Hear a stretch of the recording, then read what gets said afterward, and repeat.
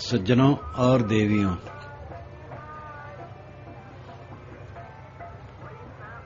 साधना में विघ्नों पर विजय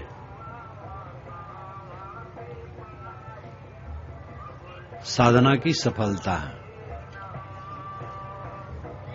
आहार पर विजय, मानसिक दृष्टि से विघ्नों पर विजय, शारीरिक दृष्टि से आहार पर विजय। ये साधना की असलियत है।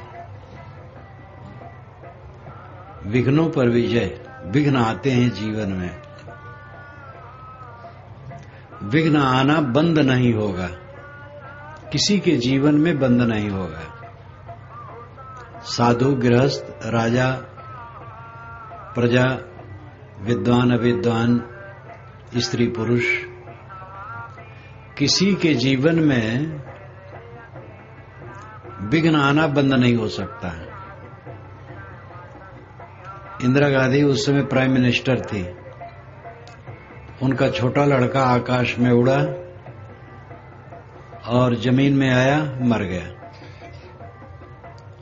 एक्सीडेंट हो गया। प्राइम मिनिस्टर होकर के वो क्या कर सकती थी? अपना ही अंगरक्षक उन्हें ही मार दिया। बड़ा लड़का उनके बाद आतंकवादियों ने मार दिया।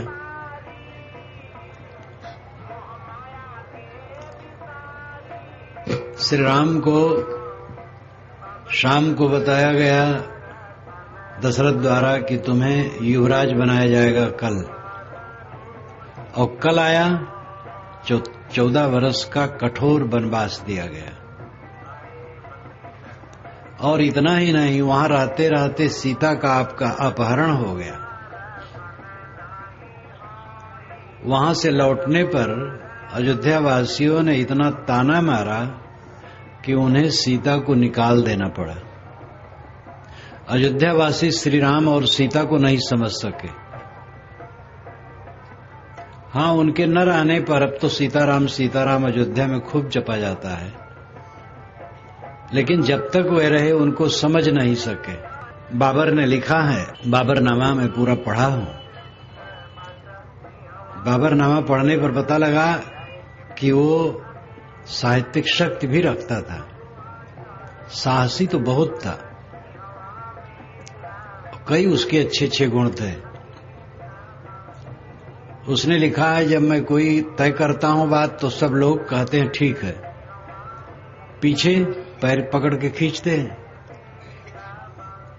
और जो अपनी क्लांत उसने कही है बाबरनामा में अपने सैनिकों की दशा, एक सैनिक तो लौट जाने वाला, जब आगरा इत्यादि पर विजय हो गई तब उसने कहा मैं यहां नहीं रहूंगा, तो जाने लगा। वो दिल्ली में रहता था, तो दीवार पर लिख दिया कि अब सिंध नदी के पश्चिम चलूंगा, फिर लौट के कभी इस तरफ नहीं आऊंगा।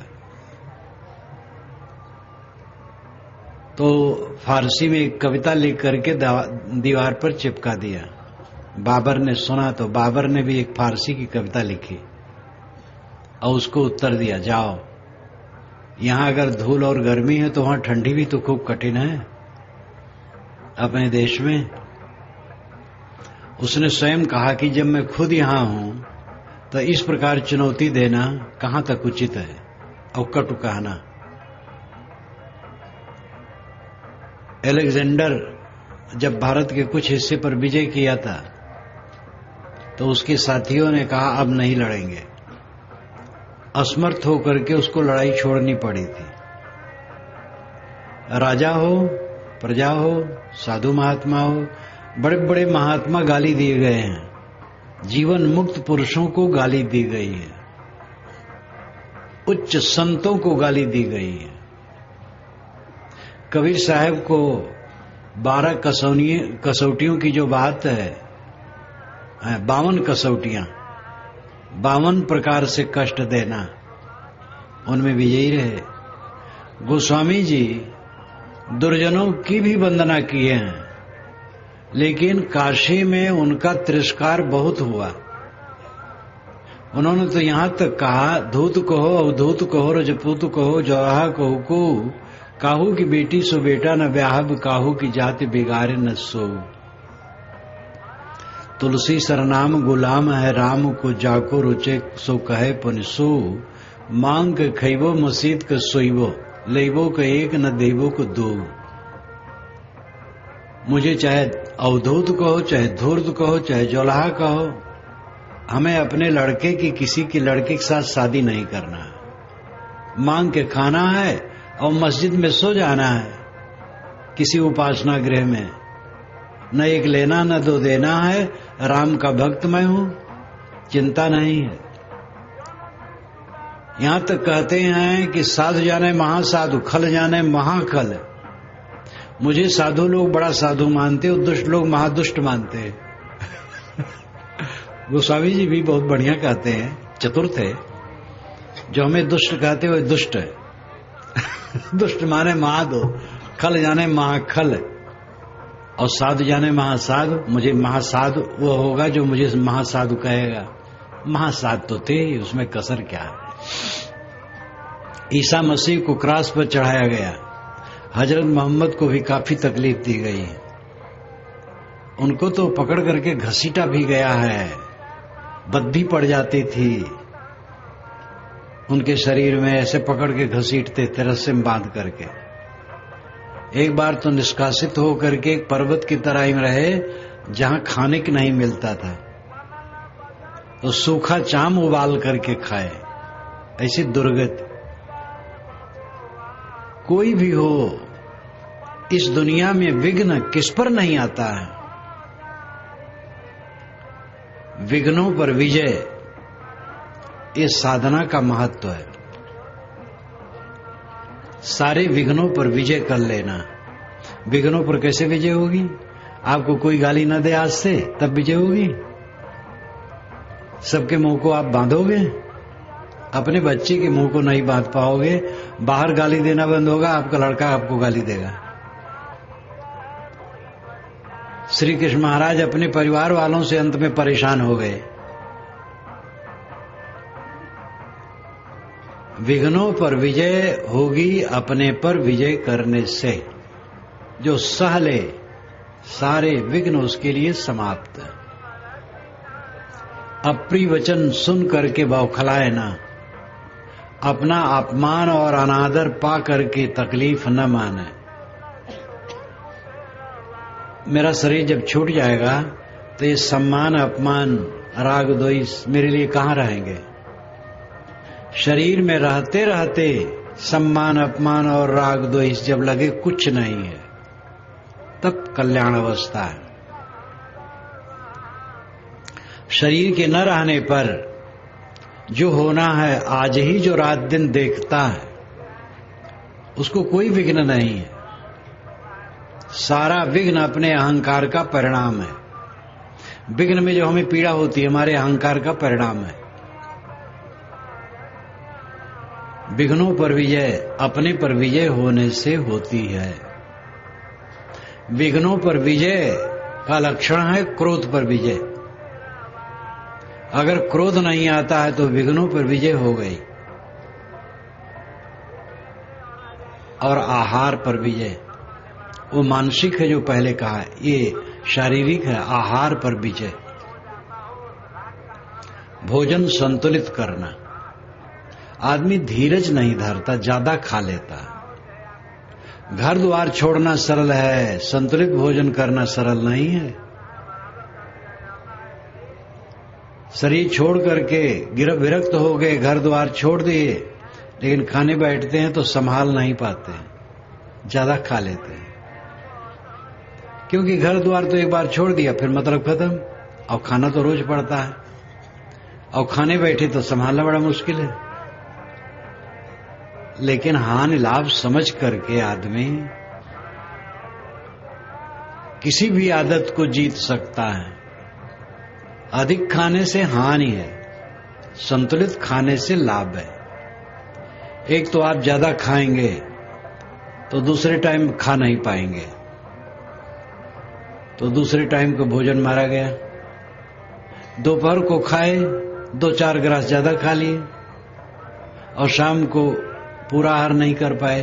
अगर वही 2-4 ग्रास सुबह दिन में कम खाए होते तो शाम को फिर ठीक से खाते।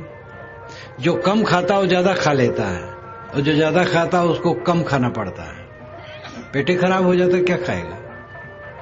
और ऐसे खाते खाते तो बीमारी ऐसी हो जाती है कि डॉक्टर कहता है कि सूखी रोटी और उबाली सब्जी खाओ, बस। बहुत खाने वाले को फिर खाना बंद होता है। धनी लोग प्राय ज्यादा खाते रहते हैं, अभी खाए फिर खाए फिर खाए फिर खाए, जब देखो तब खाते रहते हैं। और थोड़े दिन में ये दशा आती है कि फिर एक रोटी खा ले तो दिन भर खट्टी डकार आती है। कम खाना बहुत जरूरी है, साधना की दृष्टि से, स्वास्थ्य की दृष्टि से, सब दृष्टि से। ध्यान में वही बैठ सकता है जिसका पेट हल्का हो। विचार और चिंतन आनंद से वही कर सकता है जिसका पेट हल्का हो। पेट हल्का होगा, शरीर हल्का होगा। पेट सदैव पतला रहे, ये ध्यान रखो। पेट मोटा न होने पाए, शौक रखो इसका। कितने लोगों को मोटाने का शौक है। एक मोटे सज्जन थे, पेट बड़ा था, वो मेरे पास कुछ दिन रह रहे थे। मैंने कहा आप पेट को पतला क्यों नहीं करते हो, कम खाओ और मेहनत करो, ना मेहनत हो तो व्यायाम करो, दौड़ो। उन्होंने कहा साहब जब मैं समाज में बैठता हूं तो लोग मुझे ही देखते हैं। कि अच्छा ये रस है तब तो नहीं छोड़ पाओगे फिर। बड़ा पेट, फूले गाल, भारी भारी शरीर, मांस खूब लथपथ, तो इन्हीं को देखते हैं, बड़ा आनंद मान रहे हैं। किसी किसी का शरीर फूलने वाला ज्यादा होता है, मांस ज्यादा बढ़ता है, और किसी किसी का कम बढ़ता है। लेकिन प्रयत्न करने से संतुलन पक्का है। कई लोगों को मैंने देखा जिनका शरीर बड़ा हो गया था, मोटा हो गया था, उन्होंने खान पान में और श्रम में परिवर्तन किया, शरीर से श्रम करना शुरू किया और खाना पाना कम, हल्का हो गया, संतुलित हो गया। एक लड़का तो 130 किलो और कुल 25-26 का रहा होगा। उसकी माता ने मेरे पास लाया, देखा मैंने कहा महाबेढंगा हो गया इतना। तो बताया प्राकृतिक चिकित्सा जाने के लिए गया, 70 किलो हो गया, 70 से भी कुछ कम।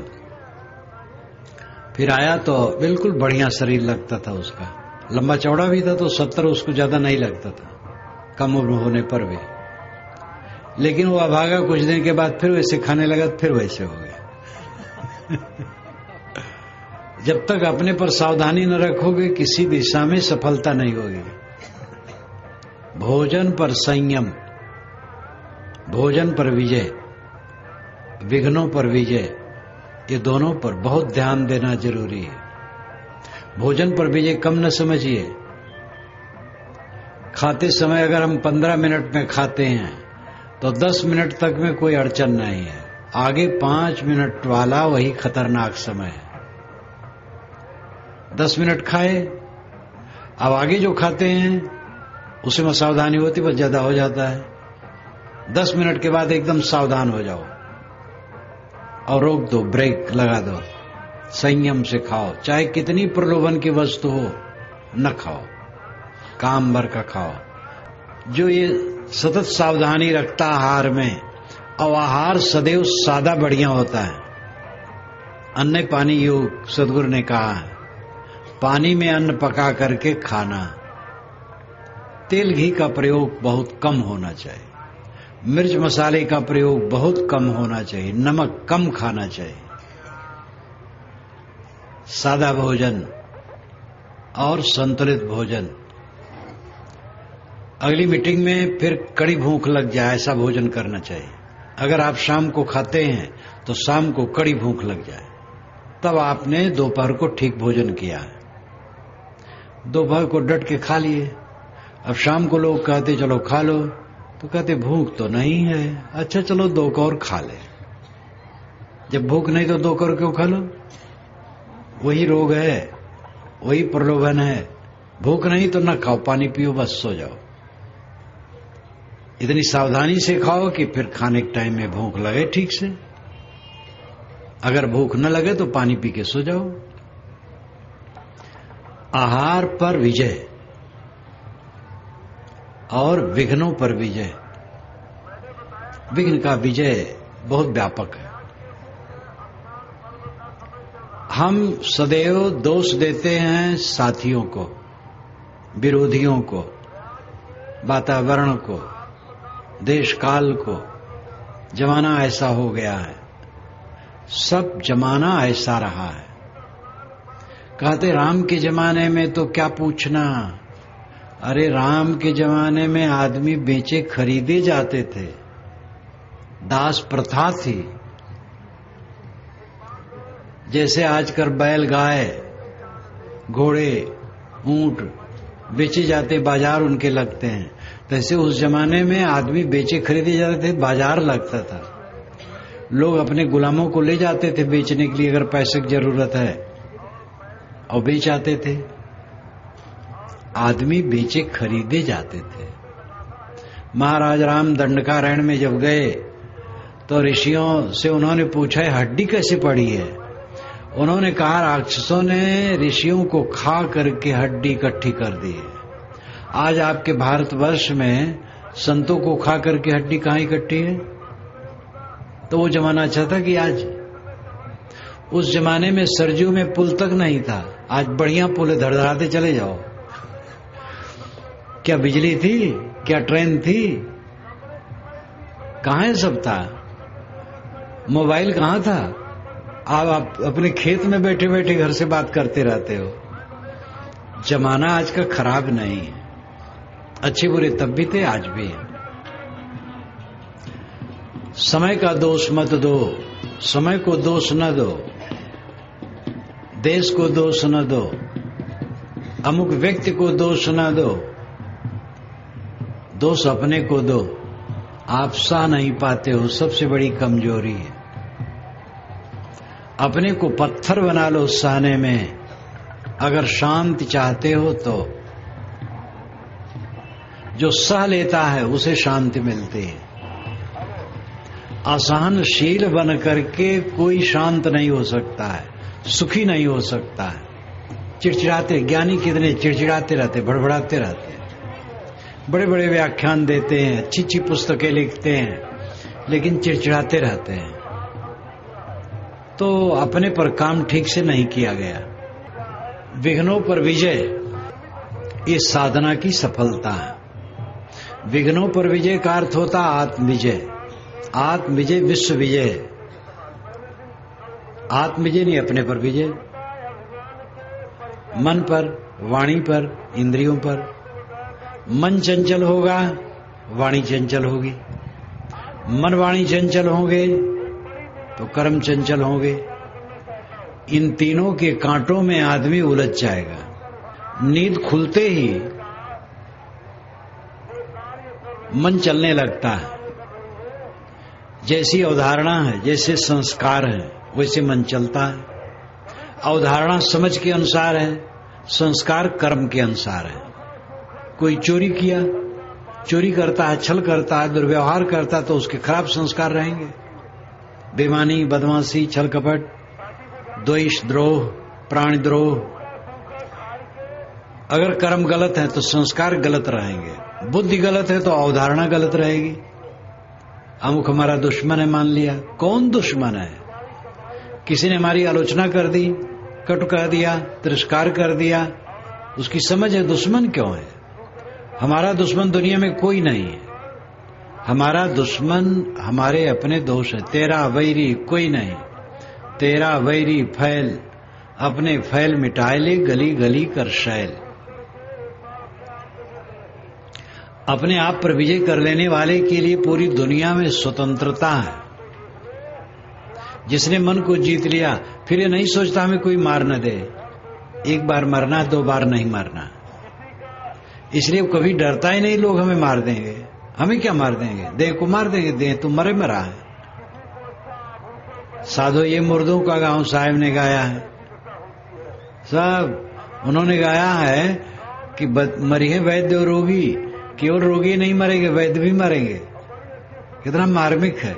मरिए वैद्य और रोगी, राजा मरिए, प्रजा मरिए वैद्य और रोगी, तीनों भुवन के चौधरी मरी हैं, वो भी नहीं बचेंगे देहधारी जो है।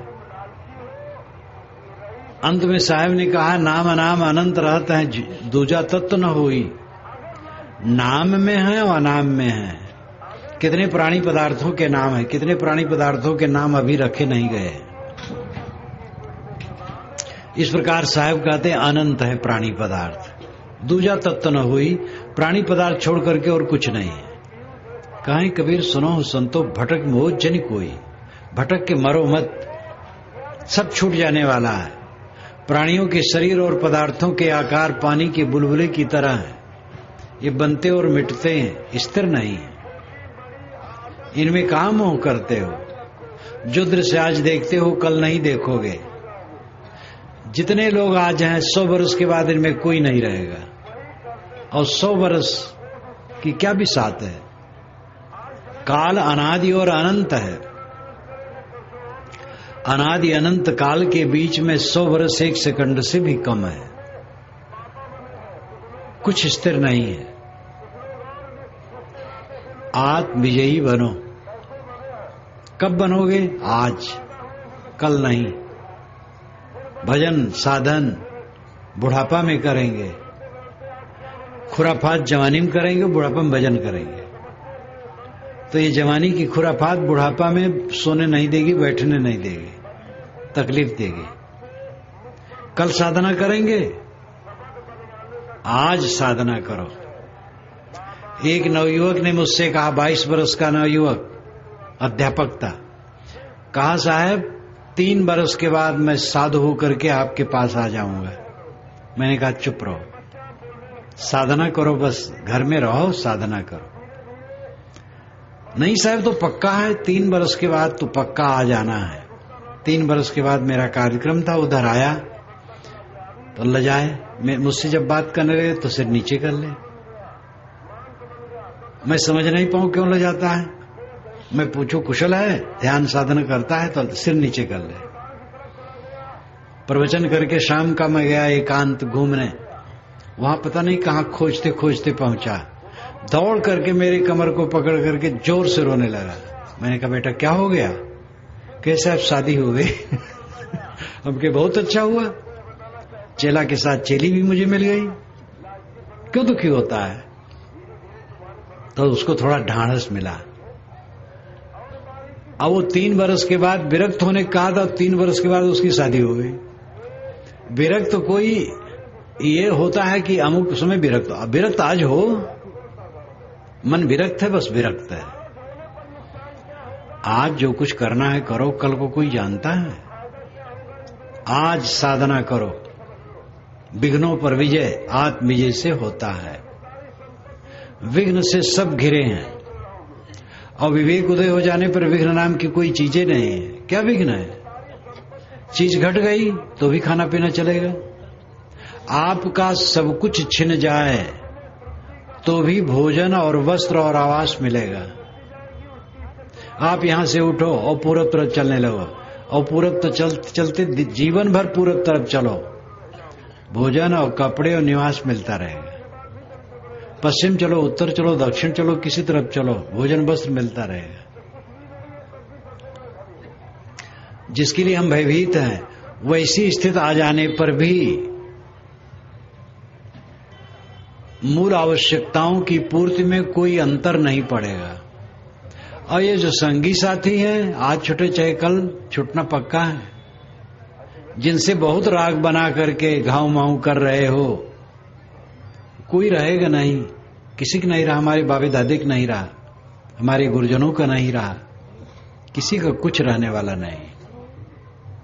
आज ही अपने मन के मोह को धो देना चाहिए, एकदम निर्मल निष्काम। जहां कुछ अपना है ही नहीं है, क्यों मोह किया जाए? क्या फायदा होगा?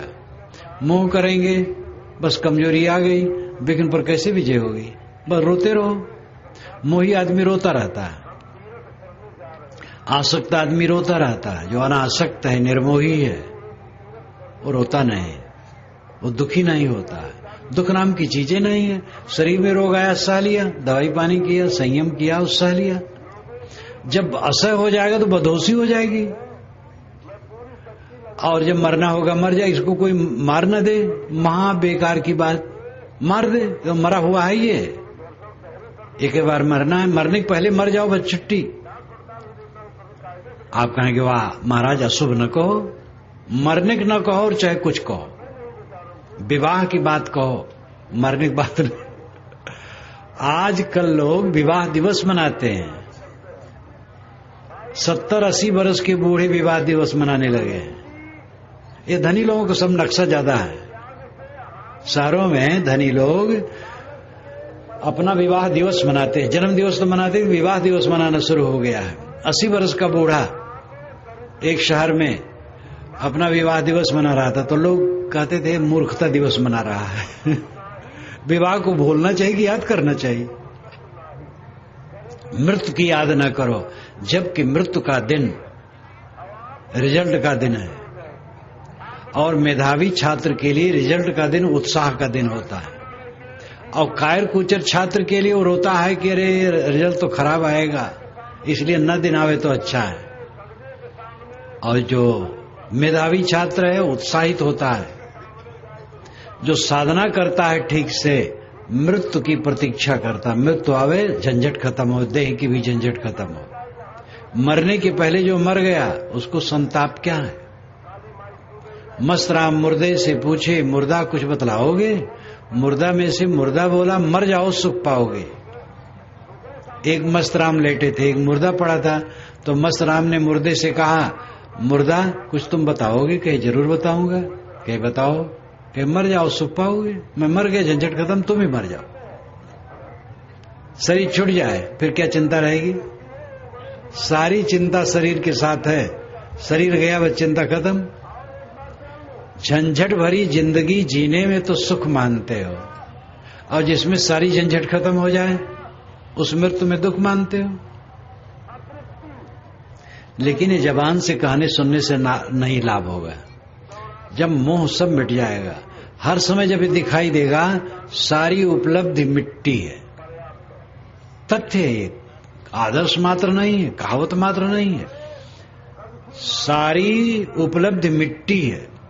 हमें क्या उपलब्ध है? शरीर, कपड़े, रुपए, मकान, जमीन, अन्न, पानी, जेवर, हीरे जवाहरात, मशीनें, यही सब तो उपलब्धि है। ऐसा माटी है, और माटी के रूप में भी थोड़ी देर में सब हो जाने वाला है। बाबे दादी क्या रहा? इन बातों पर ध्यान देने वाला सदैव मोह से मुक्त होता है। परम सुख चाहो, परम शांति चाहो, हर समय आनंद कंद रहना चाहो, तो इसका अभ्यास करो। सब माटी, सारी उपलब्धि माटी है। और इस प्रकार जब धारणा हो जाएगी तब विघ्न नाम की कोई चीज नहीं। विघ्न पर विजय। लोग अमर्ष में डूबे रहते हैं, वे हमारे इतने निकट, हमें ऐसा कह दिए, फलाने ने हमारा ऐसा तिरस्कार किया। उनकी समझ जैसी तैसी कर दिए, करने दो, आप ऐसा न करो। बस वीर वही है जो स्वभाव को जीते, वीर वही जो स्वभाव में जीते। आत्म विजय विघ्न विजय है, और इसकी परख होती क्रोध पर विजय। जब क्रोध शांत हो जाए, जानो आत्म विजय हुई। और क्रोध होता है तो काम है, कामना है। तो जीवन में विघ्न पर विजय, ये मानसिक उन्नति है, सुख शांति इसी में है। और शरीर में, भौतिक क्षेत्र में भोजन पर विजय, आहार पर विजय। संतुलित खाओ और सहनशील बनो। एक वाक्य में कहे गम खाओ, कम खाओ, बस सरल भाषा में कम खाओ, गम खाओ, बस सुखी। इसमें क्या लगता है? कोई पैसा कौड़ी लगता है? ज्यादा खाने में तो लगता है, हम ज्यादा खाना चाहते हैं तो और मांगेंगे, और कम खाना चाहते हैं तो उसमें लगता क्या है। कम खाने में कोई परेशानी नहीं है और साह लेने में कोई परेशानी नहीं है। एक आदमी ने कहा तुम्हें हम गाली देंगे खूब, और मेरा मुंह कोई किराए पर आया है, खूब गाली दूंगा मैं तुम्हें। दूसरे ने कहा मेरे कान किराए पर नहीं है, मैं खूब सह लूंगा। सहना सीखो, लेकिन भाई अहंकार मारना पड़ेगा। अहंकार महाशत्रु है, सारे प्राणियों को अहंकार जला रहा, रुला रहा है। अहंकार पर विजय होने से विघ्नों पर विजय होता है। क्रोध पर विजय विघ्न विजय की पहचान है। तो आहार पर विजय करें, विघ्नों पर विजय करें, क्रोध पर विजय करें और जीवन में सुख शांति से रहें, बस।